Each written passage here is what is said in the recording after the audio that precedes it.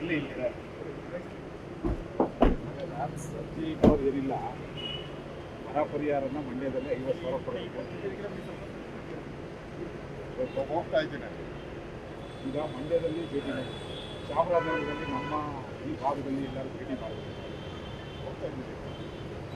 ಈಗ ಅದಕ್ಕೆ ಬಂದವ್ರಿಗೆ ನಾನು ಈಗ ನೋಡ್ಲಿಕ್ಕೆ ಅದ್ರ ಬಗ್ಗೆ ತಿಳ್ಕೊಳ್ಳಿಕ್ಕೆ ಅಲ್ಲಿ ಸಮಸ್ಯೆ ಇಲ್ಲ. ಈಗ ಕೇಂದ್ರದಿಂದ ಒಂದು ನಿಯೋಗ ಬರ್ತಾ ಇದೆ.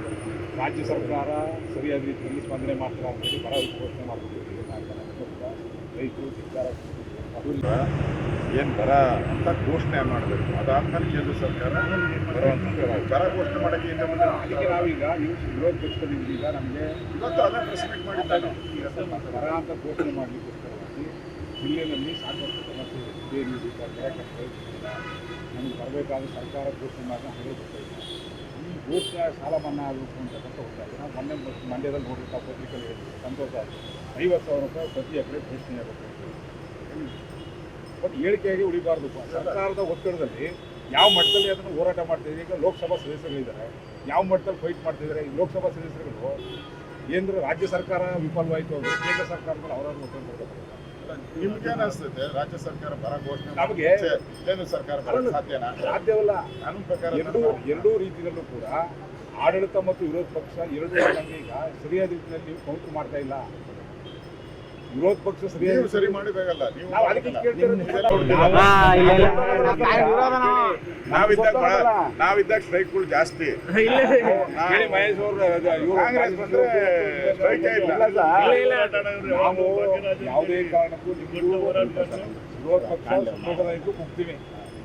ಅವರು ಕೇಂದ್ರದಲ್ಲೂ ಸತ್ತೋಗೋದ, ರಾಜ್ಯದಲ್ಲೂ. ಈಗ ಅವು ಕಳ್ಳ, ನಾವು ಕಳ್ಳರಾಗ್ತದ. ಅದಕ್ಕೆ ಈಗ ನೀವು ಈಗ ಹೋರಾಟ ಮಾಡಿ ಸಲಹೆ ಸರ್, ರೈತರಿಗೆ 50,000 ರೂಪಾಯಿ ಘೋಷಣೆ ಮಾಡ್ತಕ್ಕಂಥದ್ದು ಈಗ ಸರ್ಕಾರ ಮಂತ್ರಿಗಳೇ, ಮುಖ್ಯಮಂತ್ರಿ ಬೆಳೆ ಹಾಕ್ತೀವಿ, ಸಮಸ್ಯೆ ಇದೆ, ಪ್ರಧಾನಮಂತ್ರಿಗಳೇ ಇದೆ.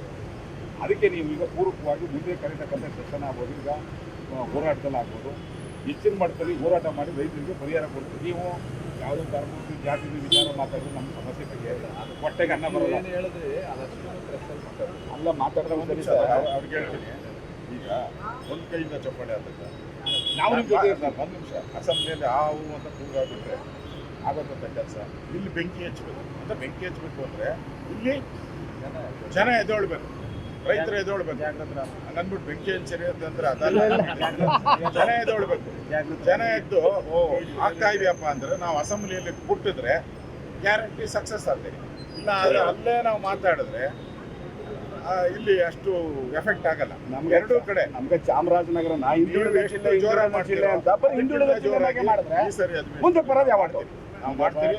ನೀವು ಅಷ್ಟು ಸ್ವಲ್ಪ ಹೋರಾಟಗಳೆಲ್ಲ ಮಾಡಿ. ನಾವೀಗ ಜೀವ ಮಾಡಿದ್ವಿ, ಹೋರಾಟ, ಪಾದಯಾತ್ರೆ ಮಾಡಿದ್ವಿ, ಎಲ್ಲ ಮಾಡಿದ್ವಿ. ಕೆರೆ ಕಟ್ಟಡದಲ್ಲಿ ಇರಬೇಕು, ಭಾಳಷ್ಟು ಸಾಕಷ್ಟು ಸಮಸ್ಯೆಯಾಗಿ ಸರ್ಕಾರ ಇದ್ದಾಗೆಲ್ಲ ಕೆರೆಗಳಿಗೆ ನೀರು ಬಿಟ್ಟು ಬಂದ್ಮೇಲೆ ಬಿಟ್ಟಿಲ್ಲ 2 ವರ್ಷ.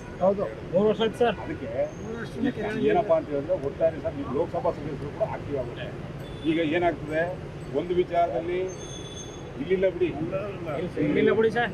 ಬೇರೆ ರಾಜ್ಯದಲ್ಲಿ 20ಕ್ಕೂ ಹೆಚ್ಚು ಜನ ಸದಸ್ಯರುಗಳು ನೀವು ಪ್ರಶ್ನೆ ಮಾಡ್ಬೇಕೇನಂತ, ರಾಜ್ಯ ಸರ್ಕಾರ ವಿಫಲವಾಗಿರೋದನ್ನ ಹೊರಗಡೆ ತೋರಿಸ್ತಕ್ಕಂಥದ್ದೇ ಆಗ್ತಾ ಇಲ್ಲ. ಈಗ ಬರ ಇದೆ ರಾಜ್ಯದಲ್ಲಿ, ಒಂದು ಕಡೆ ಪ್ರವಾಹ ಇದೆ, ಒಂದು ಕಡೆ ಬರ ಇದೆ. ಪ್ರವಾಹ ಇರೋ ಕಡೆ ಏನು ಕೊಡಬೇಕು, ಬರ ಇರೋ ಕಡೆ ಏನು ಕೊಡಬೇಕು. ಈಗ ನಿಯೋಗ ಮಾಡಿದರೆ ಆ ನಿಯೋಗ ಭೇಟಿ ಮಾಡಿ ರೈತರನ್ನ ಸ್ಥಳಗಳಿಗೆ ಭೇಟಿ ಮಾಡ್ತಕ್ಕಂಥದ್ದು ಆಗಬೇಕು. ಅಲ್ಲಿ ಜೊತೆಗೆ ರಾಜ್ಯ ಸರ್ಕಾರ ಕೊಡಲಿಲ್ಲ ಅಂದರೆ ಕೇಂದ್ರದಾರರು ಒತ್ತಾಯ ಮಾಡಿ ಕೊಡಿಸ್ಬೇಕು ಅಂತ ನಮ್ಮ ಅಭಿಪ್ರಾಯ. ನಾನು ರೆವಿನ್ಯೂ ಮಿನಿಸ್ಟರ್ ಆಗಿದ್ದೆ. ಪ್ರೊಸೀಜರ್ ಏನು ಅನ್ನೋದು ನಿಮಗೂ ನಾನು ಹೋದ ಸರಿ ಕೇಂದ್ರದ ಬರದ ಮುಂಚೆನೆ ನಾನೇ ಎಲ್ಲ ಬಿಡುಗಡೆ ಮಾಡಿದೆ ಡಬಲ್. ಆಮೇಲೆ ಕೊಟ್ಟೆ ಕೊಡ್ತಾರೆ ಕೇಂದ್ರದವ್ರು, ಯಾವತ್ತಿದ್ರು ಕೊಡಲೇಬೇಕು. ಅಲ್ಲ, ನಮಗೆ ಚಾಮರಾಜನಗರ ಬರ ಪೀಡಿತ ಆಗ್ಬಿಟ್ಟಿದ್ವಿ ನಾವು. ಆಲ್ರೆಡಿ ಏನು ಮಾಡ್ಲಾಕ